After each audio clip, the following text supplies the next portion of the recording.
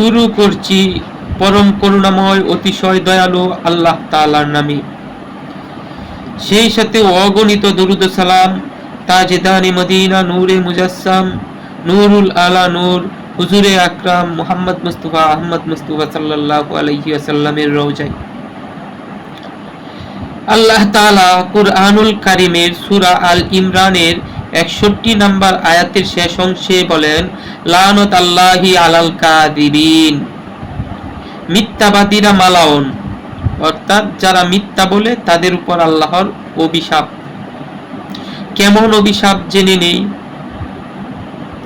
বহু তাফসিরে কিতাব, হাদিস গ্রন্থ, ইতিহাসের কিতাব ঈদে মিলাদুন নবী সম্পর্কে আলোচনা থাকা সত্ত্বেও যারা ঈদে মিলাদুন নবী সাল্লাল্লাহু আলাইহি ওয়াসাল্লামের মাহফিল এবং দুয়া দুরুদ কে বিদআত বলে ফতোয়া দিত, ঈদে মিলাদুন নবীর র্যালিকে অমুসলিমদের অপসংস্কৃতির সাথে তুলনা করত, সময়ের ব্যবধানে আল্লাহ তাআলা আজ তাদেরকে অমুসলিমদের র্যালিতে সামনের কাতারে ব্যানার ধরে র্যালির মধ্যে অংশগ্রহণ করিয়েছেন, যা রাস্তাঘাটে র্যালি করে বেরিয়েছেন। যে এই ব্যানারের মধ্যে আবার দুই দিকে দুইটা মূর্তির ছবিও ছিল।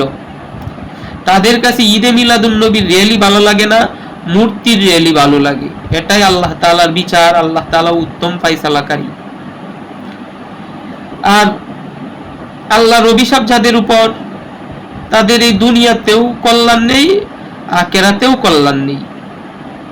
তাদের কাছ থেকে কোনো সাক্ষী গ্রহণও করা হবে না, কারণ তারা মানুষের উপর মিথ্যা লানত দিয়ে রেখেছে।